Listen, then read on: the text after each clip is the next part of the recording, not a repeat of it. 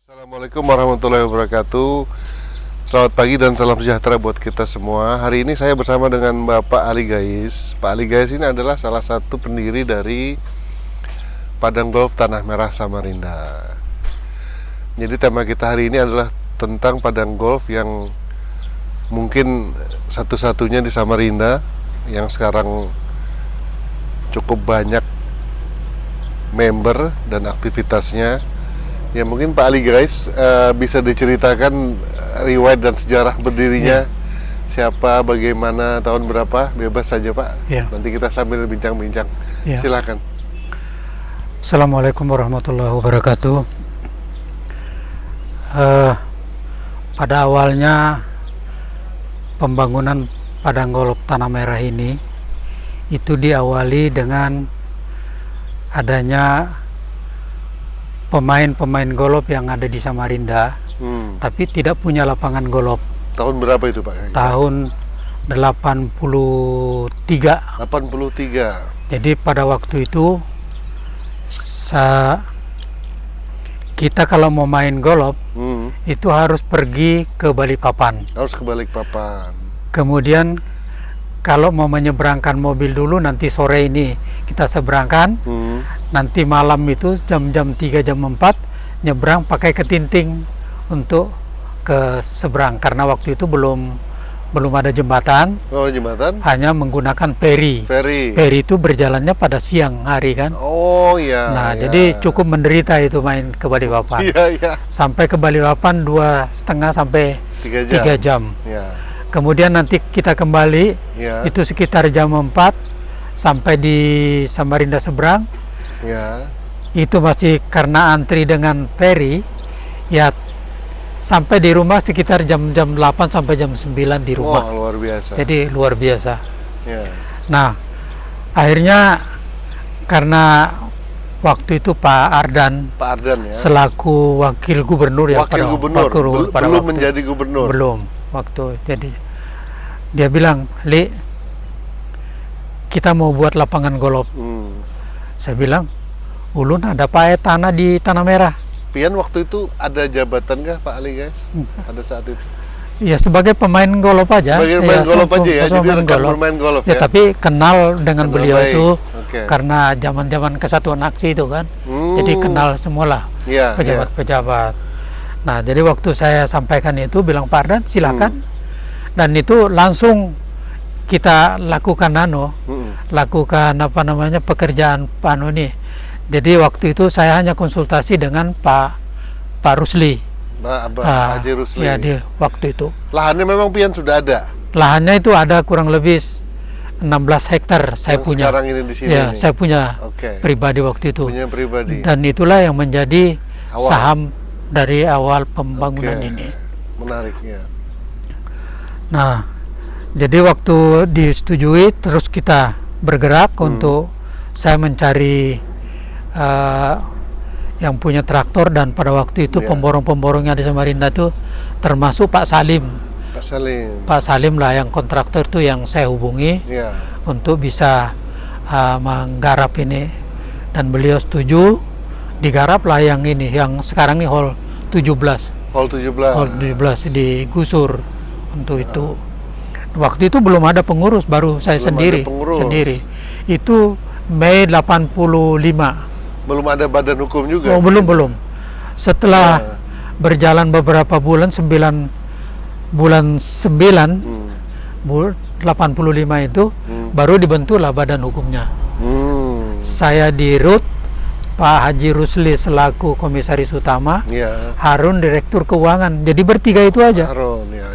Nah, berjalan dengan sambil kita melengkapi, mencari siapa-siapa yang berminat. Akhirnya tahun 90-an masuklah Pak Saripudin Gairah. Kemudian siapa namanya, si bapaknya lupa namanya deh, yang jadi komisaris. Nah, jadi sangat terbatas waktu itu anunya. Kemudian waktu 9 hole pertama itu sama sekali kita menggunakan hanya traktor dan meratakannya itu dengan tenaga manusia. Gitu ya. Saya jejer itu orang-orang Tanah Merah itu mencangkul untuk mengganti. Jadi awalnya 9 hole dulu. 9 hole pertama. Kalau sekarang totalnya berapa? 18. Oke, 18. Jadi waktu itu 9 hole pertama hanya dilakukan seperti itu karena belum ada alat. Belum ada alat. Sudah 9 hole kedua masuklah Pak Salenapsi. Itu ada konsultannya untuk penataan landscaping areanya itu seperti apa itu Pak? Saya sendiri yang menata. Wah, hebat. Ya berdasarkan pengalaman main di mana-mana gitu ya, main golf di mana-mana. Iya. Bersama Pak Rusli kita jalan keliling-keliling main. Berdasarkan itulah ada pengetahuan tentang itu. Di samping itu saya mungkin ditunjang dengan memang saya profesi saya pertamanan. Oh, memang pertamanan. Nah, jadi ada ya. Ada apa namanya? Rasa cocok apa? Iya. Seirama lah yang mana yang perlu kontur, yang mana perlu tahu lah seperti itu.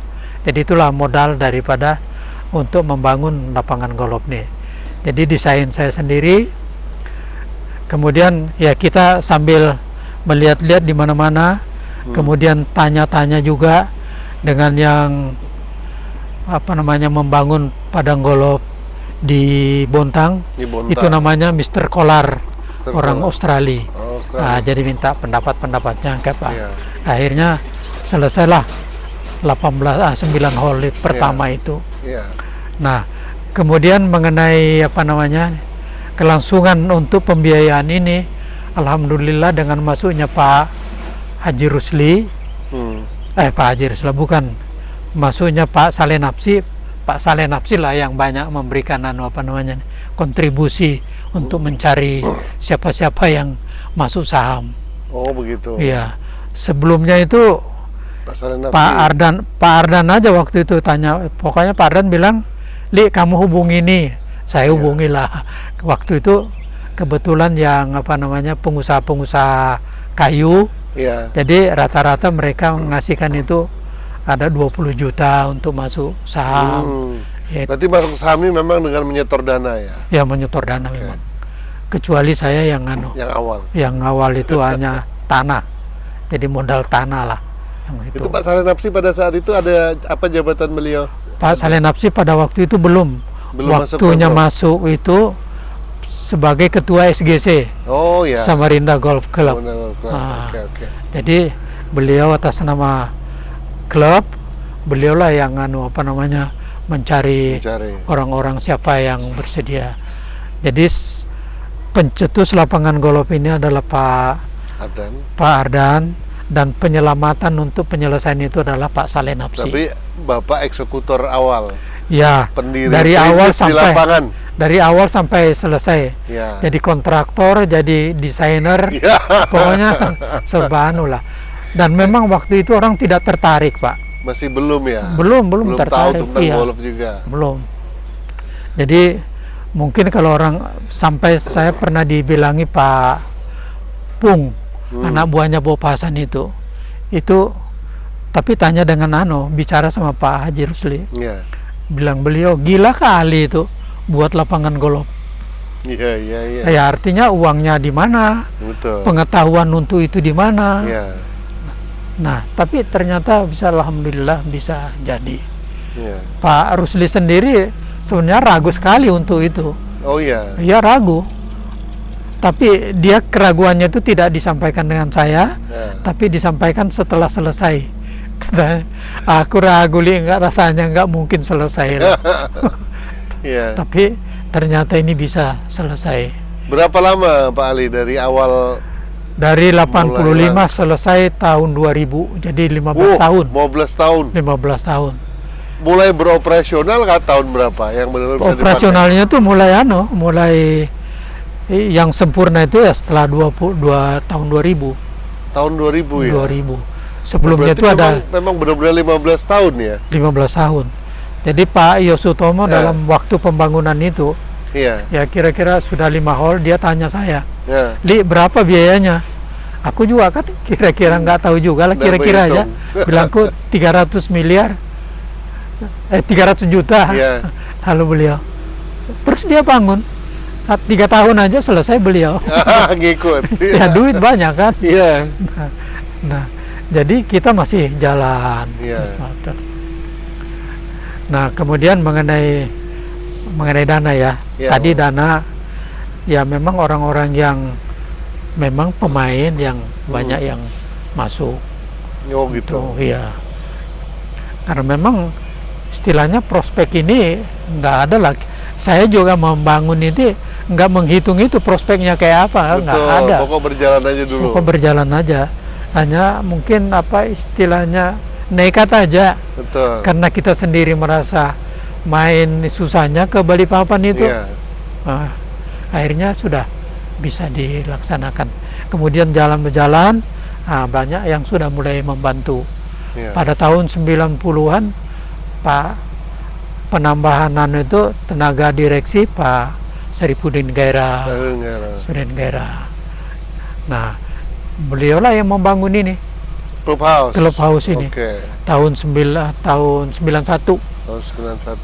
Selesai 92 lah. 92. Ya.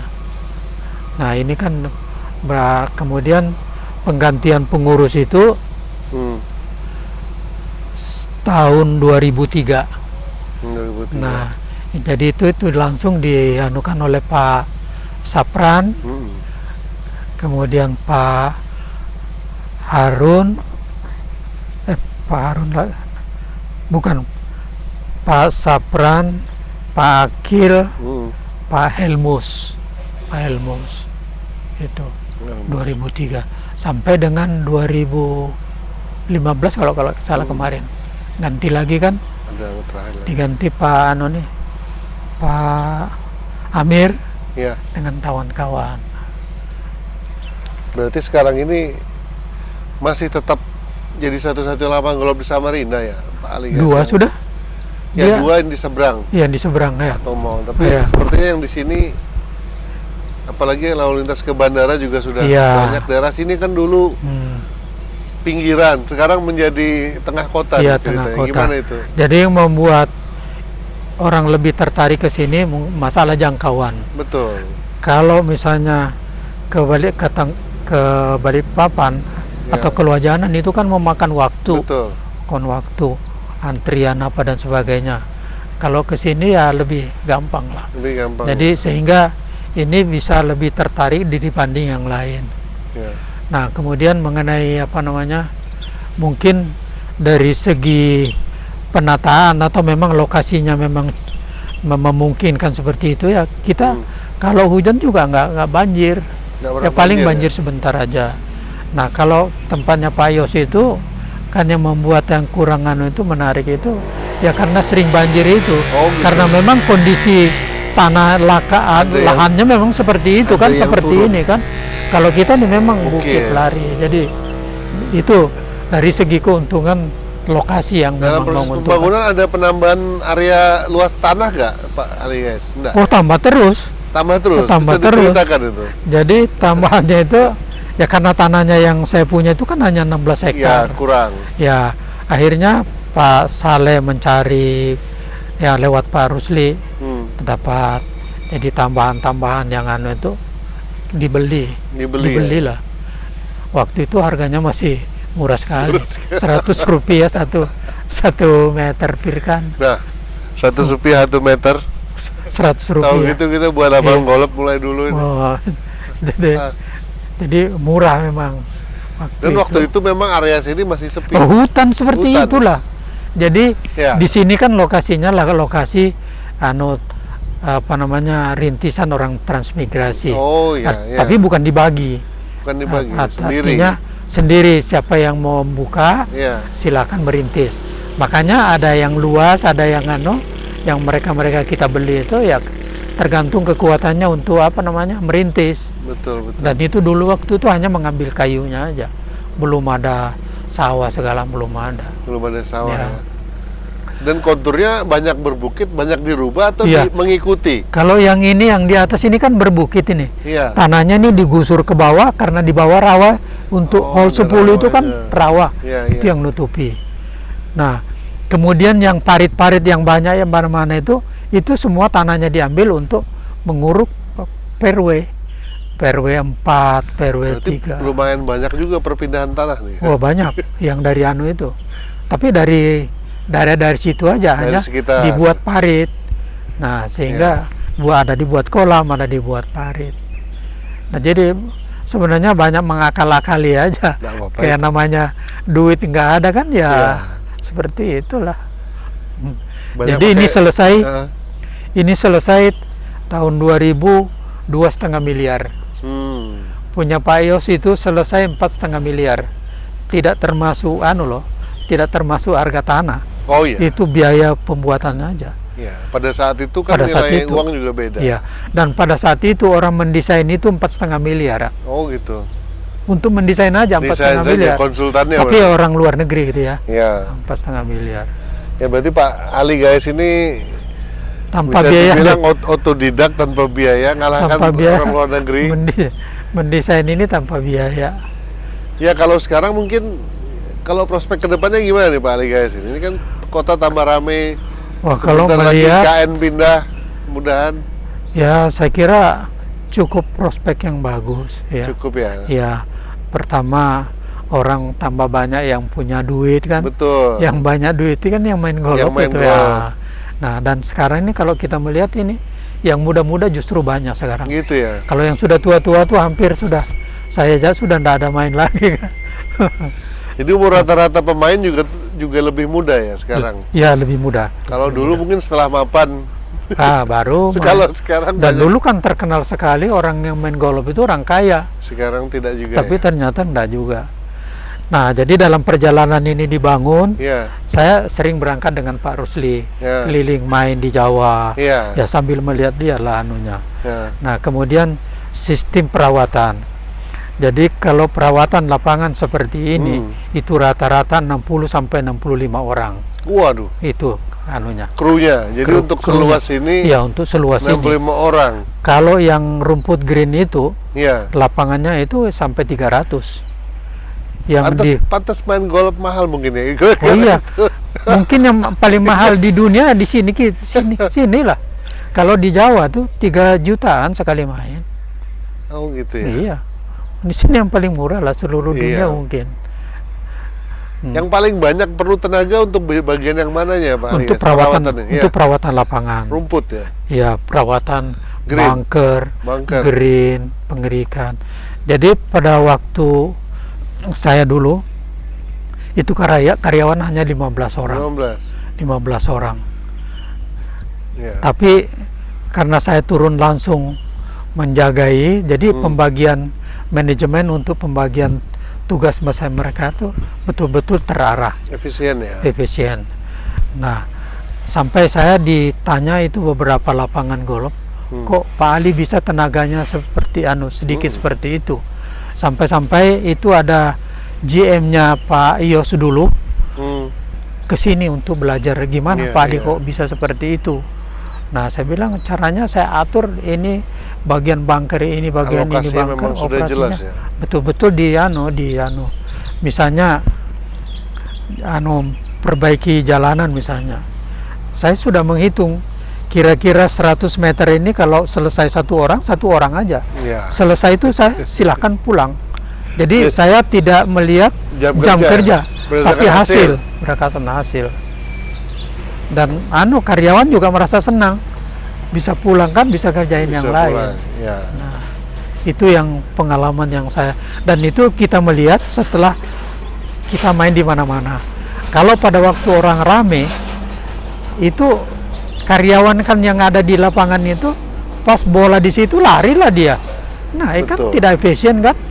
Nah, lebih bagus kalau pada waktu rame hari Sabtu misalnya saya sudah carikan pekerjaan yang kira-kira tidak bersentuhan dengan pemain. Betul. Jadi pas digunakan ada area lain yang jadi fokus pemeliharaan. Tidak tersentuh itu. Kalau pertandingan masih ada nggak Pak Ali Gais teratur? Oh, sekarang tambah ramai sekarang. Tambah ramai ya. Dan ini sudah pernah dilaksanakan turnamen Perpesis nasional 2 kali. Nah, itu dia. Nasional. Berarti ada level event nasional di sini. Iya, sudah 2 kali Perpesi. 2 kali ya. Bagus juga. eh kalau untuk menarik pemain golf baru itu seperti apa langkahnya, Pak Aligas? Baiknya, kalau menurut Pian. Kalau ada yang mau main golf, itu kira-kira apa tuh ininya? Langkahnya yang memang itu paling... biasanya timbul dari pengaruh mungkin lingkungannya. Oh, jadi memang harus kenalan dulu. Iya. Ya? Kalau kan orang mendengar aja sudah sudah takut. Sudah takut ya. Karena memang ada persepsi main golf itu susah. Iya. Ya, seperti gimana itu caranya? Tapi kalau sudah orang merasakan, pribadinya tidak mau berhenti. Oh, gitu. Karena merasa seninya itu lebih tinggi gitu. Ya, kalau saya lihat banyak yang gayar kalau bahasa sini itu. Wah, golf ngalih kan. Ya, kalau yang lain kan bola pukul mereka berani nyoba langsung. Ya, untuk golf. Kalau seperti driving range di Samarinda masih belum ada ya, Pak Ali? Ada dia, Villa Tamara itu. Villa Tamara ya? Iya. Di dekat juga ada. Dekat kantor DPR. Kantor DPR? Iya, situ ada. Ya. Nah, di sini sebenarnya yang bagus itu, tapi Pak Haji sudah bangun ini di sana. Ada ya? Iya. Kalau untuk kinerja pemain golf Kaltim di PON? Waktu kami dulu tahun 2014 kalau nggak salah, kita juara 3 nasional. Oh iya? Ya. Jadi waktu itu ketuanya Pak Rusli, saya ketua saya ketua rombongannya lah. Juara 3? Juara 3 nasional. Berarti kalau Jakarta mungkin nomor 1 kali. Oh iya. Berarti bisa ngalahkan Jawa. Iya. Iya, beberapa provinsi di Jawa ya. Oh, itu luar biasa ya? Luar biasa, nomor 3. Hebat. Nah, setelah itu aja mundur. Setelah itu mulai mundur. Iya. Iya. Kalau dengan Persatuan Golf Provinsi ada kerjasama tidak, Pak Lina? Oh iya, ini kebetulan ketua panunya ini golfnya kan tadinya kan orang nih. Sekarang dia. Iya. Pak Agus, ketua PGI-nya. Oh, iya. Kalau saya itu tadinya kan sekretaris PGI, ketuanya Pak Haji, Pak Rusli. Nah, kemudian waktu saya sudah menginjak umur 50-an, saya di Perpesi, jadi ketua Perpesi di Samarinda. Iya. Tahun berapa itu 2015 nggak salah. Saya koordinator Perpesi Indonesia Timur. Hebat lah. Berarti Indonesia Timur jadi termasuk Makassar. Ya, pokoknya Indonesia Timur saya. Jadi saya mundurkan diri itu bersamaan dengan saya pindah. Nggak jadi lagi di sini. Oke. Pengurus. Kalau Pak Arden sendiri waktu itu sempat gak main golf di sini? Oh, sempat. Sempat ya, kan pembangunan 15 tahun itu. Pak Saleh. Nah, jadi waktu itu memang yang main-main itu ada juga yang taruhan-taruhan. Tapi harus uang baru 5.000-an. Oh, gitu. Jadi itu awalnya. Dan yang aneh lagi tuh, kita awalnya kan lapangan golf itu Pak Rusli ada bangun di hotel. Ya. Itu 3 hole kan 4 hole kan? Iya, sekitar itu. Semua par 3. Par 3, betul. Semua par 3. Ketentuan untuk satu flight itu kalian paling banyak 3 orang kan? Betul. 4 orang. Kita bisa 10 orang ya karena namanya 10 orang satu flight itu. Iya. Ya karena banyak yang rame bekesan.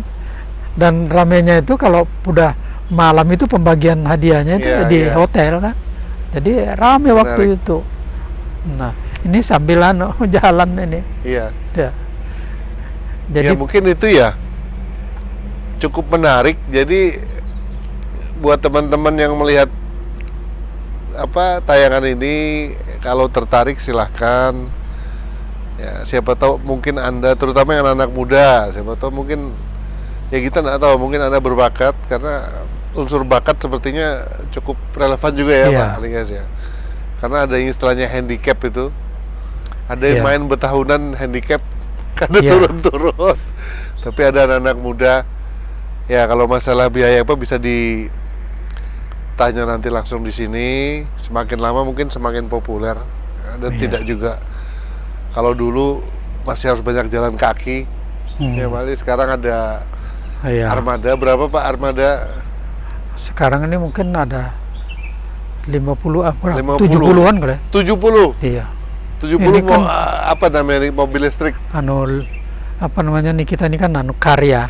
Ada yang dari listrik, ada yang engine. Oh iya. Jadi tidak lagi terlalu capek berjalan. Wah, kalau kita dulu berjalan kalau dulu seharian berjalan. Ya mungkin itu dari kami Pak Ali guys, terima kasih banyak. Sama-sama.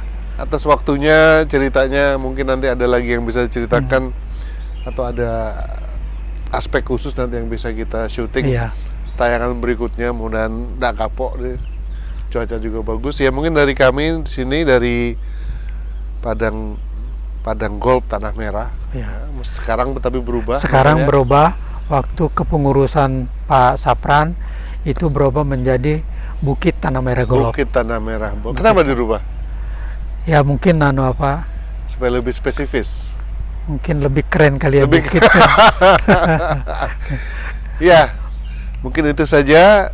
Salam sejahtera buat kita semua. Assalamualaikum warahmatullahi wabarakatuh.